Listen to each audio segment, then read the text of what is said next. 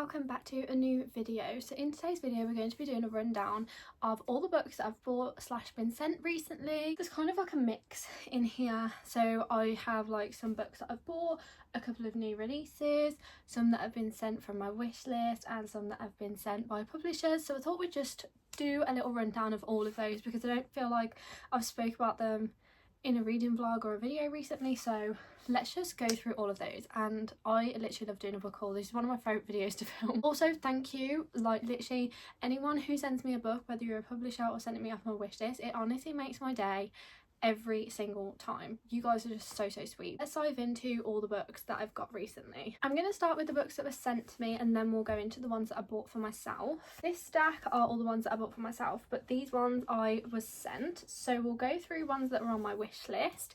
So on my Bookstagram I have a group chat with some of the other Bookstagram girlies, and we do a book exchange for certain holidays. We did one at Christmas, we did one for the New Year, we did one for Valentine's Day, and we're doing one for St Patrick's Day. So we just like to celebrate and send people stuff off their wish list. So I'm going to go through the books that I got sent. So for the New Year's book exchange I was sent Wild Eyes by Elsie Silver, which is the second one in the Rose Hill series, and I literally cannot wait to read this one. So this one was kindly sent to me by Books with Case, so I will pop her Bookstagram name on the screen and then you can go and follow her. But literally everyone in my group chat is just so sweet. But this one literally was high on my TBR because I've heard amazing things about the Rose Hill series. Then I was sent 2 books for our Valentine's / Galentine's Day book swap. So I was sent The Lonely Hearts Book Club, which I recently saw on TikTok as like a suggestion and popped on my wish list, so this literally has been on there for the shortest amount of time. I believe these ones were sent to me by Alyssa, but I will pop her, yes, it was sent to me by Alyssa, so I'll pop her Bookstagram name on the screen as well. But the second one she sent me was How to Fall Out of Love Madly, which again I've heard amazing things about.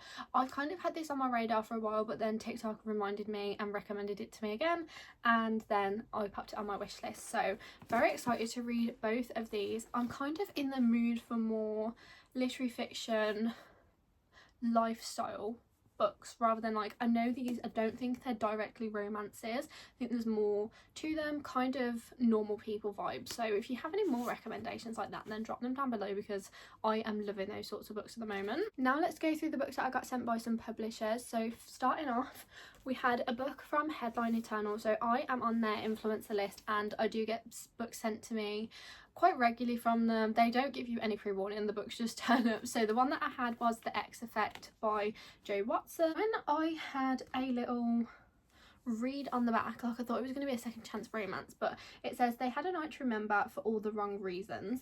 So I believe she has kind of had this like little curse thing where her intimate life, we will call it, is not the best. She basically partners up with Max because his reputation in that category is up there apparently, so they basically try and work together to break this curse. We shall say. It's very difficult to explain. So they basically have, I'm assuming, like one night together and then they come face to face again, and then it basically says, will they both get so much more than they bargained for? So I'm assuming it's kind of like a friends with benefits situation to break this curse, and then some feelings get involved. I'm assuming it's sort of that type of situation, but interesting. Haven't really had a book like this, so we'll give it a go and we'll see. But thank you so much to Headline Eternal. This released this week actually, so go and check it out if it sounds like your sort of thing or if it sounds intriguing. But the cover is stunning, just can I say. Then the next book that I got sent to me was from, I'm really bad with pronouncing words because I literally cannot like make sense of letters in my head. Basically I'm dyslexic. But this publisher sent me this book, which I'm so excited about. I think you pronounce it Quercus. I could be saying that wrong though, but I think that's how you say it. I feel like you should all know who I'm on about. Why is that not focusing?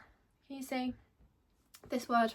But they sent me the book P.S. I Hate You by Lauren Connolly, which has recently been released, and I have heard amazing things about this. I believe this was a book of the month book recently, or might have been in December, so I am super intrigued about this one. So I'll read the blurb for you. Maddie Sanderson would do anything to honour her brother's final wishes, but she did not sign up to partner with Josh's best friend Dominic Perry. Tasked with spreading Josh's ashes over 8 destinations, places that he never got to visit before he died, Maddie is forced to work with the man that broke her heart.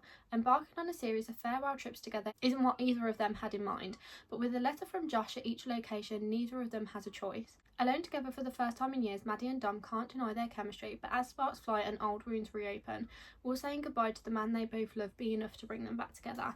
So it's kind of like brother's best friend, but with also grief and some sadder tones mixed in there. But I have heard really, really good things about this book, and I believe there's like different media in here, you know, like when they have like text messages or emails or stuff in the book, which I absolutely love every time. So yeah, and I love I'm gonna pop the other cover on here because that cover is just so stunning. I mean, I'm not saying this one isn't stunning because it's cute, but this one was amazing when I saw it. I think it was for book of the month, but I'm very excited to read it, so thank you so much for sending me this one. And again, I'd heard amazing things about it, so when they reached out and asked me if I'd like a copy, I was like, yes please, because I have non-stop heard about this book for the past couple of months and it hadn't even been released yet. So now let's go through all the books that I purchased myself recently. The first one is my book club's book of the month for February, and that book is Deep End by Ali Hazelwood, which is a college swimmer romance, and that was not on my bingo card for 2025 to read, but if Miss Ali Hazelwood has wrote it, I shall be reading it. I would literally read anything she puts out. All I know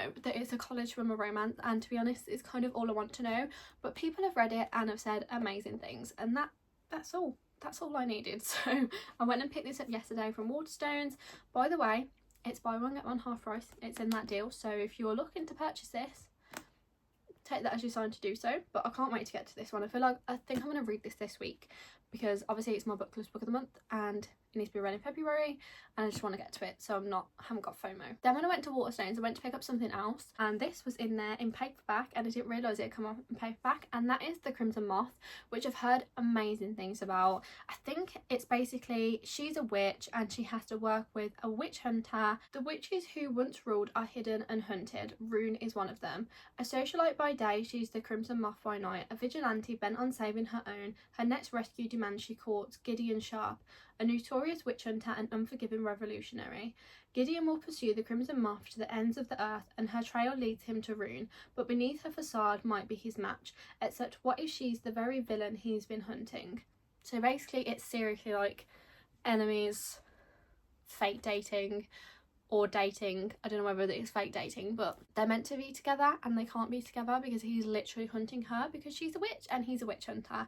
So it sounds incredible and right up my street, and people again have said amazing things, and I'm easily influenced. So and the book that I actually went to the bookstore to purchase was the second book in the Kingdom of the Wicked series, so Kingdom of the Cursed.